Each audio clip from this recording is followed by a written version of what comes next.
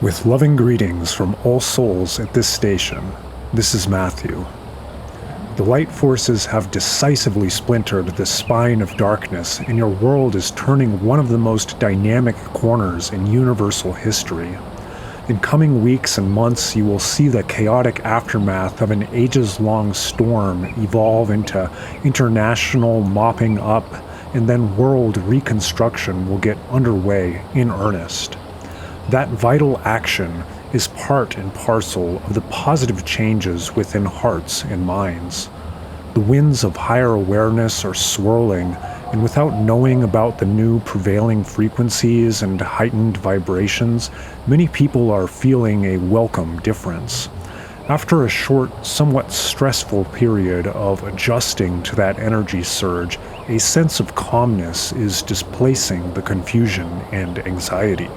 The influx of love light is like the universe hugging Earth and every one of her resident souls.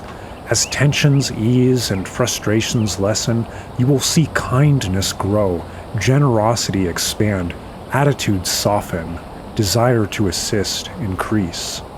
Not all souls will respond that way, but it is very heartening for us to see that uplifting reactions are well outpacing fear, despair, and conquest.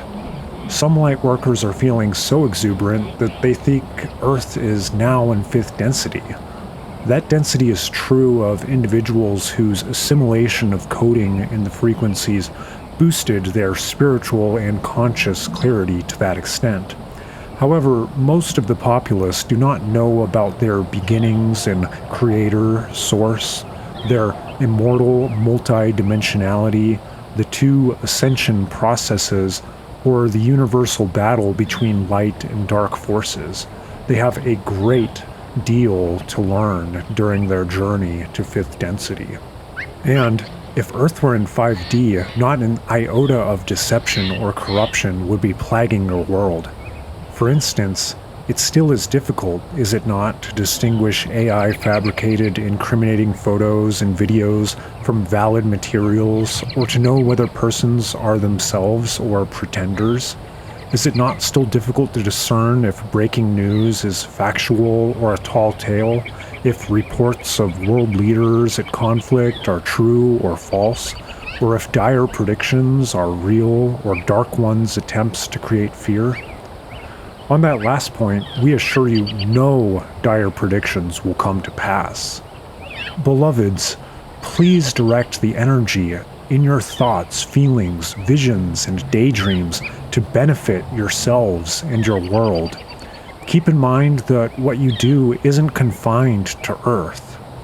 Whatever happens anywhere in this universe affects everything else, everywhere else. As you and the souls you helped awaken use your co-creational abilities to establish the love-light foundation of Earth's golden age, you will be assisting and assisted by other civilizations that are also building glorious new worlds. This entire universe is on the move to manifest peace, joy, health, harmony, and prosperity in grand abundance as lighted beings everywhere are building on a foundation of freedom from darkness, independence from control.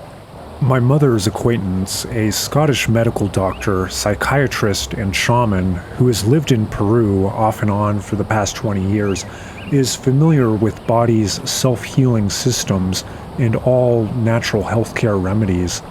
A student of Eastern and ancient esoteric philosophies, he also is a prolific writer of poetry and prose. With his permission, we share what he recently posted. True freedom and independence are the essence of existence, the unshackled breath of the soul. They are not mere privileges, but the very marrow of life, the silent rebellion against chains seen and unseen. To be free is to dance with the wind, unbound by the gravity of expectation, to carve one's path through the wilderness of endless conformity. Independence is the quiet, never-ending fire that burns within, the refusal to be a shadow in anybody's or another's light. It is the courage to stand alone, yet connected to the universe and the cosmic consciousness, a solitary star in the vast, infinite cosmos, radiant and unafraid.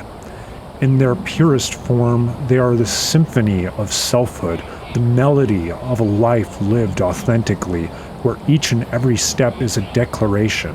I am. I choose. I am free. So mote it be. Long live true freedom and independence.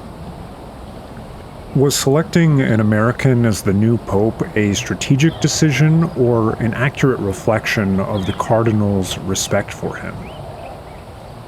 His selection was a strategic decision, and before we say more about that, let us speak a bit about the 2,000-year history of popes since St. Peter, who is considered the first.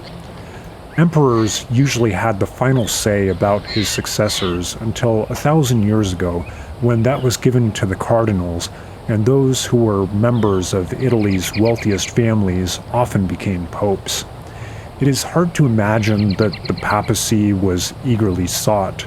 During the first millennia, most popes died violently and were called martyrs, but some records indicate that unwittingly or intentionally they did something that displeased the powers that be.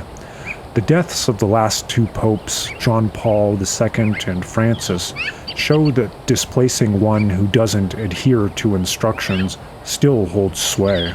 When the cloning process was being done precisely in science laboratories, John Paul was cloned, then killed. His gentle, benevolent nature was so strong that it was evident in the clone throughout the several years it represented him.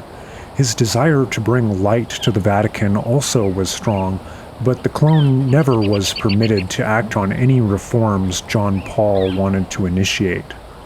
5 years ago, Francis was killed for championing NESARA, wanting to end satanic rituals, use the Vatican fortune to help the poor, and return stolen art. A holographic image of him at a distance was produced briefly, only until he could be portrayed by a portly old man wearing a mask. That pretense lasted until it was decided the revered Francis should transition to spirit life and a new pope installed. All those decisions were made by the Illuminati. For the last 200 years or so, generations of that sinister secret society have been the unseen power in the Vatican. It was through their influence and self-service that a century ago Vatican City became an independent sovereign state with its own government, treasury, laws, business operations, and restricted population. As the world's smallest country, the Vatican can participate in international, diplomatic, and political affairs, and as its autocratic ruler, the Pope has absolute authority over everything within the country and the Catholic Church worldwide. The Illuminati use the Vatican for money laundering, storing art stolen by Nazis from the Jews in World War II, and as the international headquarters of Satanism and the principal site of human sacrifice. Now then, everything the Illuminati do is strategically planned, usually years or even decades prior to taking the first step on an itemized agenda. However, situations that formerly could be expected to continue years into the future no longer can be, and the decision about Francis' successor was made comparatively recently. Robert Prevost is intelligent, extensively knowledgeable and capable, multicultural and likable, and he is indeed respected by many in the College of Cardinals. His name choice comes from his great admiration for the last Pope Leo, whose interest he shares in reaching out to help wherever it is needed. By choosing him, the Illuminati believe Leo XIV can reinvigorate the huge Catholic population in the United States that is fast slipping away from church dogma and financing, and they are reminding the government of that country that they still heavily influence its economic, legal, and judicial systems. They expect devout Catholics who are thrilled about the first American Pope to help them retain that power. And because Peruvians claim he is one of them and they are also thrilled, the Illuminati think the new pope might be able to bring that country and maybe even all of South America into their fold. None of that will come about, and Catholicism and other religions will undergo changes as their increasingly aware adherents drop manipulative, controlling aspects and strengthen the spiritual. Please ask Matthew if RFK Jr. can discover the cause of the soaring rate of autism so it can be stopped. The Secretary of Health and Human Services knows, and so do numerous physicians and medical scientists, that the cause is ingredients in vaccines routinely given to infants. To avoid the appearance of any connection between vaccines and autism, vaccine batches have varying levels of damaging ingredients or none, and that stark difference is reflected in the population. It remains to be seen what Mr. Kennedy's formidable foes, the medical industry's peak management and lobbyists, will do to prevent his disclosing evidence that shows their unconscionable actions against humanity's well-being and life itself. Western medicine is the collusion between the directors of the alphabet organizations all the way to World Health Organization and the owners, managers of insurance, pharmaceutical, and hospital administration corporations. Those collaborators, who are Illuminati, Deep State, One World Order, Shadow Government, and other designations, create dis-ease and diseases because everything associated with physical, mental, and emotional healthcare is immensely profitable for them. They have killed, imprisoned, or stripped licenses from medical personnel who cured illness by natural methods or the use of frequencies. Along with proliferating toxins via a variety of vaccinations, they have banned successful remedies and suppressed technology that could greatly benefit the peoples. They have damaged the health of Earth and all her life forms by chemtrail spray that poisons air, water, and soil, and the carcinogens and herbicides, insecticides, and fertilizers. We add that the vaccines given infants cause symptoms of autism, not the extremely rare authentic disorder, which is a choice in very few soul contracts and pre-birth agreements of all souls who want to share the lifetime. Actual autism and the vaccine-caused symptoms offer the afflicted persons and everyone closely involved in their lives many opportunities to learn patience, perseverance, empathy, compassion, forgiveness, and the triumphant feeling of surmounting an obstacle. What's the reason there are so many kids and adults diagnosed with ADD or ADHD in the USA? What's happening? Half a century ago, some individuals' carbon-based cells started transforming into the crystalline structure where cosmic knowledge is stored, and some souls incarnated with crystalline cells. Those individuals were more intelligent and gifted than their peers. Elementary school-aged children in that select group learned quickly, and because they were bored by typical classroom work, they became fidgety and inattentive, and that was considered disruptive. Instead of providing those students with more advanced, stimulating educational materials, teachers notified parents. Instead of nurturing their children's extraordinary brightness, questioning nature, and eagerness to learn, most parents took them to doctors. The medical industry devised attention deficit disorder and attention deficit hyperactivity disorder diagnosis and prescribed drugs that stunted development of the youngsters' crystalline cell growth, learning capacity, and emotional maturation. As they grew into adulthood feeling at odds with a society that rewards conformity, a number became depressed and/or developed illnesses. Like others who were also dealing with depression or painful physical conditions, they were given prescription drugs that are addictive, can exacerbate depression, and cause death by overdose or suicide.